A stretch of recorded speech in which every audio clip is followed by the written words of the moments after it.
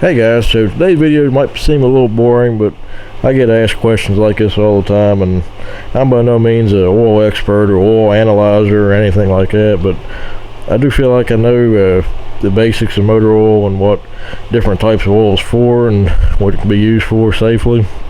And this channel is mainly small engine repair, but this applies to vehicles as well. We'll briefly talk about lawnmower stuff first, just because that's what this channel is mainly for. And this is the oil I primarily use in small engines, just the standard SAE 30. This is detergent type. Don't ever use a non-detergent oil in something, no matter what anybody tells you. It's for non-detergent oils, pretty much for like pumps, like air compressor pumps and anything like that, or pressure washer pumps. Not specifically for engines. And the last few years I've been using SAE 30 mixed with the Lucas oil stabilizer, especially in older worn engines that might be burning oil but not quite smoking yet. It needs a rebuild.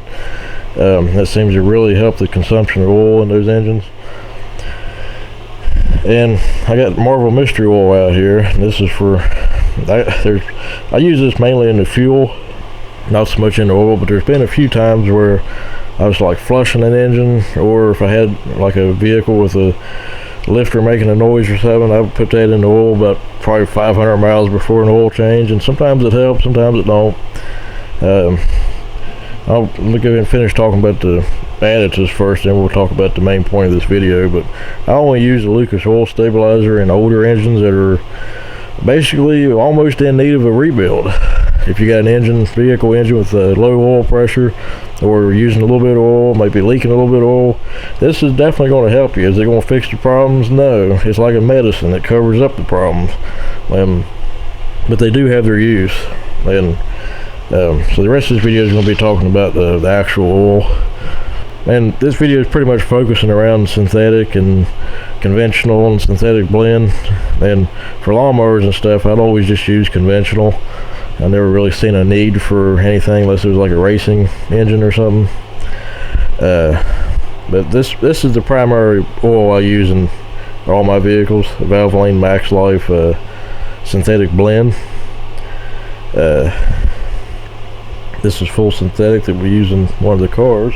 And even though I've always been a Valvoline guy, I did use this in my truck last time, just because I wanted to use 10W40 instead of using 10W30 with an additive.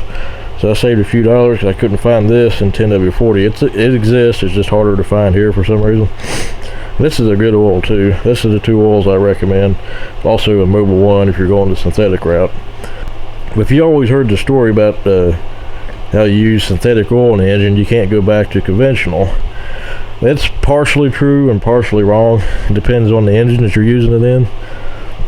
But it's always assumed that synthetic will soften the seals and everything in an engine. If you go back to conventional, you're going to have all kinds of oil leaks and problems like that. It's not always true. Sometimes it can happen, yes. So if you got a real old engine, let's say it's got 150,000 miles on it, and at some point you switch to synthetic later in its life, well, you still have dirt and everything left over from the older oil that it's not quite as clean, don't have as high detergents and everything as synthetic oil has. So, but even if you switch back to conventional, or even if you use like some type of cleaner or something in your engine, it will clean the dirt out around the seals and stuff and cause your seals to start leaking. Or if you go to too thin of an oil, like if you've always ran like 10W40 in an engine and you switch to like 5W20, well, you basically cut the viscosity in half. So you're just looking for problems when you do something like that. Now, my rule of thumb that I've always seemed to follow in vehicles, especially if you buy a used vehicle and you don't know the oil history it's been in it, just go with the synthetic blend. Because if your engine's used conventional, you're upgrading to synthetic, and if it's ever used synthetic, full synthetic, you're still right in the middle of synthetic blend. So it's a good middle ground. So if you're ever not sure of what an engine uses, just go with synthetic blend. It's a good universal type of oil. And if you've always used synthetic blend in an engine, it's safe to go back to conventional, or even go to full synthetic, then back to this. So it's a good, I call it a universal oil, and it's what I always recommend.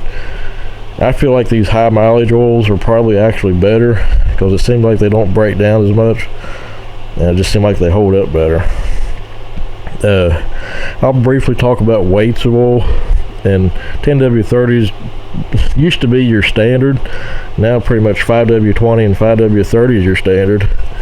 But if you got an older vehicle, it's like say you come to a stoplight and your oil pressure drops down to like 5 or 10 psi, where your oil light comes on and flickers, and if you give it gas and it goes back off, your oil pressure comes up. Usually there's nothing major wrong with your engine except for your bearings and stuff starting to wear out, or possibly a oil pump getting weaker.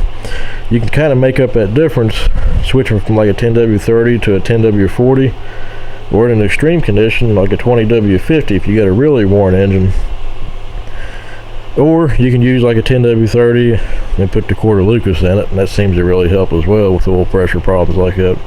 Anytime you got an oil pressure problem like that, there's an actual problem in the engine, and changing the oil is just like taking a medicine. It's going to help it for right now, but not so much in the long run. They can prolong stuff, yes. So what does 10W30 mean, or 10W40, or 2050, or straight 30? So if you Google like an oil viscosity chart, you'll come across something that's got like bar graphs that cover everything. The W part of an oil means basically winter. That's what I've always assumed it meant. And that's how the oil acts when it's cold at a certain temperature. Let's just say 32 degrees Fahrenheit. And the other is the operating temperature, how the oil acts when the engine comes up to operating temperature. So basically, if it's 32 degrees out, this oil is not going to get any thicker than a straight 10 weight oil would. And when it runs in the engine, and when the engine comes up to temperature, it's never going to get any thinner than a 30 weight oil. Same way with the 5W20. It's never going to get thicker than a 5 weight, and it's never going to thin out more than a 20 weight. Whereas like an SAE 30, which is about the only straight grade that you can find, that's what it's called when there's no W rating. So this is pretty much for like summer use only, like in small engines, like lawnmowers and stuff. I mean, you can use it in a vehicle if it's just going to be used in the summer, but you don't have that thinner property that'll make it flow better in the engine when the engine's cold. Like say when you're first started up, your oil is going to be as thick as 30 weight oil is at whatever temperature you're starting it at. So that's where the multi-weight oil comes into play. It really helps with the cold temperature. So this is strictly for like warm weather, and again, this is never going to thin out more than like the 30 weight does in this. So that's why I like to use like a 10W40, 20W50 in extreme conditions. That way in the winter time when it's super cold, you're still getting the flow of a thin 10 weight oil, but when it comes up to temperature, it's not going to thin out any more than a 40 weight. So you really, that's really going to help with your oil pressure when the engine's hot, if you got a problem like that. Or if it's using a little bit of oil, burning a little bit of oil, or even leaking a little bit of oil, it's going to help a little bit. Is it going to stop everything? No, you're not going to stop it until you rebuild it and replace everything. Well guys, I want to try to make this video less than 10 minutes long. Just wanted to make a little informational type video like this. I get asked questions like this all the time. I thought it'd be a good video to put up. So I've done other videos talking about small engine oil recommendations, but this kind of covers vehicles too. So that's my opinion. Always follow your manufacturer's recommendations for your best results in engine life. And for warranty issues as well, always make sure to use what your engine manufacturer recommends, because you don't want to end up using something wrong in it then not be covered under warranty. So disregard any information on the market when you have a brand new vehicle or something. Buy the brand if it specifies it, and the weight of oil, and the synthetic or synthetic blend, or anything. Also, one other little note I'll put in, synthetic oil has another use too. Synthetic oil is the best no matter what, especially as far as engine longevity goes, just because I always just say it's just slicker than regular oil and it just provides better protection.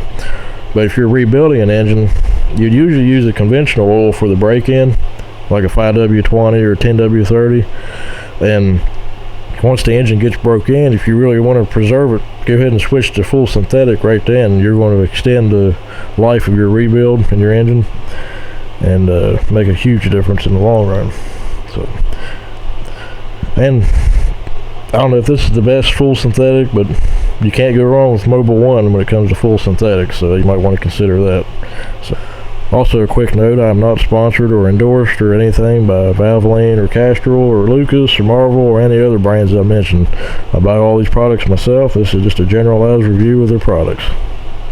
So, alright guys, this video is a little bit longer than I thought it would be, so thanks for watching. If you want to see any other videos like this, feel free to leave me some suggestions below and I'll see what I can do. Thanks for watching, guys.